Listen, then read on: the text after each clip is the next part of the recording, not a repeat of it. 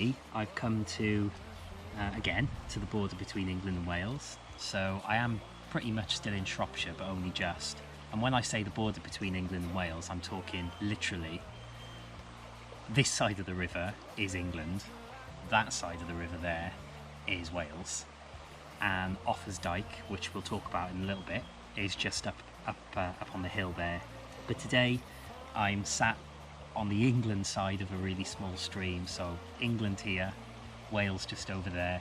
I'm going to go up onto the Offas Dyke path and talk about that for a little bit, and just sort of take in the sights, taking the peace, taking the quiet, taking the silence of the Offas Dyke path on what is an absolutely beautiful day. It's just stunning, so nice.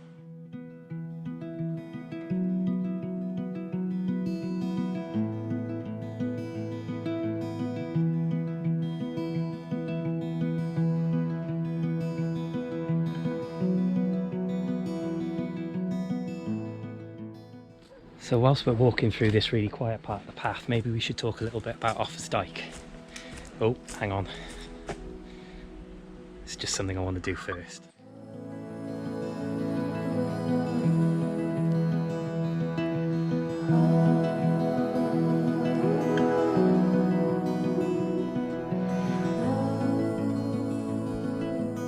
So, Offas Dyke.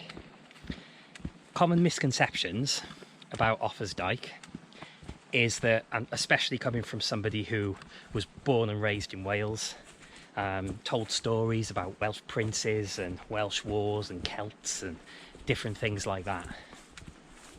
It was always kind of thought that, or a lot of people seem to think that Offas Dyke was built by the Welsh to keep the English out, when in actual fact it was built by the English, or the Anglo-Saxons, about 800 AD to not so much to keep the Welsh out, but as a land border between Mercia, which was an Anglo-Saxon kingdom of England, and Wales. At the time, there were lots of hostilities between the Welsh and the Anglo-Saxons. Later on, as we got to kind of 1000 AD, those hostilities began to become more mutual, i.e. the Vikings, the Danes started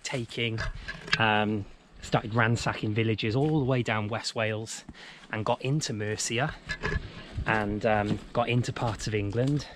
So there was a common cause there, and that was around about the time when the Mercians used Offas Dyke. They used certain parts of the Welsh border to take Mercian troops, allow Mercian troops to go through. And that's because obviously there are certain parts of the Welsh border that you won't find Offas Dyke. Offas Dyke doesn't run throughout the entire Welsh border. There are gaps. There are 3 considerably large gaps. There's a gap in Herefordshire, which is more towards the south of Wales. There's a gap around Welshpool, and there's also a gap sort of further north Wales, and those were there specifically so Mercian troops could transfer easily through the Welsh border on mercenary missions, on military patrols and different things like that, and even supporting some of the Welsh armies in some of the bigger Welsh cities, such as Cardiff, for example.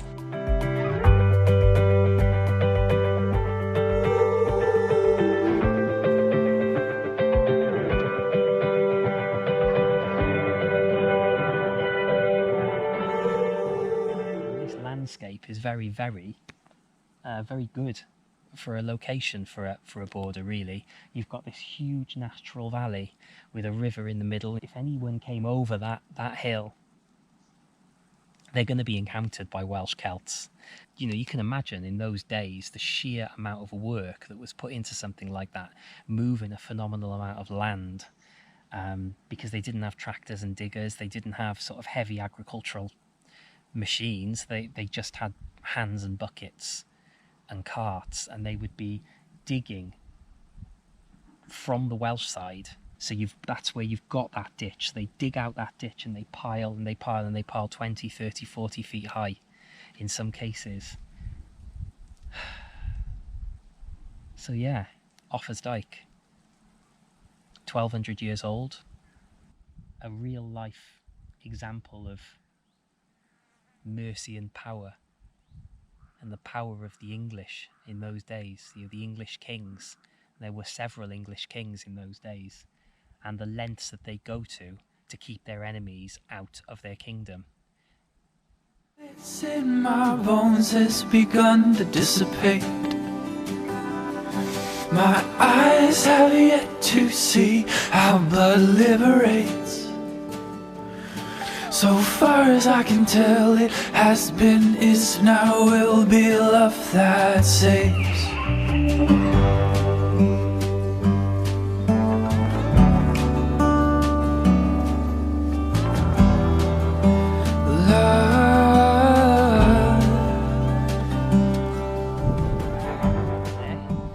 It's been a really good day. I've worked really hard. I've walked quite far. I've not really encountered anyone, which is always great. And it's just yet another sort of opportunity to kind of clear your mind a little bit and to find your way. Because to me, walking and experiencing things like this is kind of like, and I've said this in, I think I've said this in previous videos, or I've video blogs, or I've maybe cut it out, but you know, it's like a therapy for me, this kind of thing. Just sitting here in total silence, no one there, no one around, just you and the sky and the plants and the land, and in this case the cultural and historical monuments. And often when you think back that like, you know, 1200 years ago people were moving earth and building this, and they're now gone. You know, we are on the planet for a tiny speck of time. You know, the Earth is 4.3 billion years old, and we'll spend 80 to 100 years on the planet. You know, a speck of time, and the Earth will probably be here for another 10 billion years. You know, we're not here a lot longer than we are.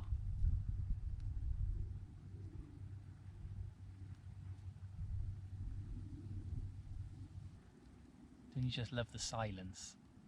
Just love it. I literally could spend the entire night here. I'm not going to. But you could probably put a bivvy bag here and a sleeping bag, little candle lantern, spend the whole night here. But yeah, time to get moving.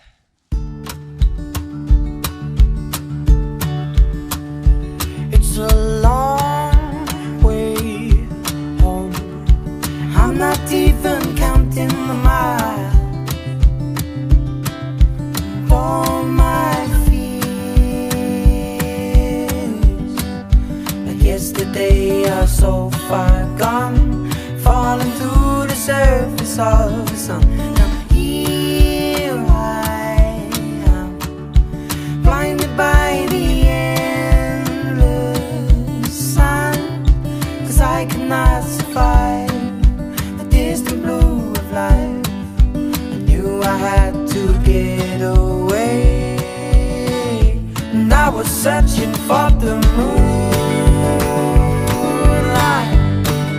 but I'm much better now. I'm not waiting.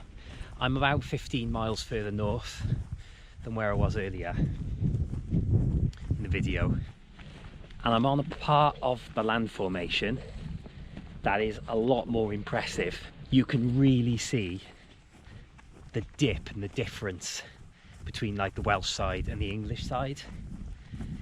And I think just before I sort of take my drone up and look at some of the different formations, what I think whenever I sort of stand on these kinds of monuments is a bit geeky really, but I often think, and I'm literally standing on it, I'm just going to prove that in a second here,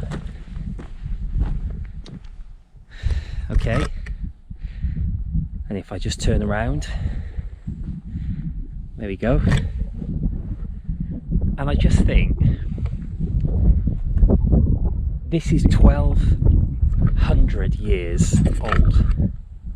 So 1,200 years ago, okay, around the time of 780 or something, men will have dug land out of this ditch and piled it up here. And remember, this is going to be a lot higher, so this would be a few feet higher, and this ditch a little bit lower. And the idea is that, I mean, whereas I can literally just walk over this now, this would have been steeper and much more easily formed. But just looking at it like this, you know, the English had a great view over into Wales.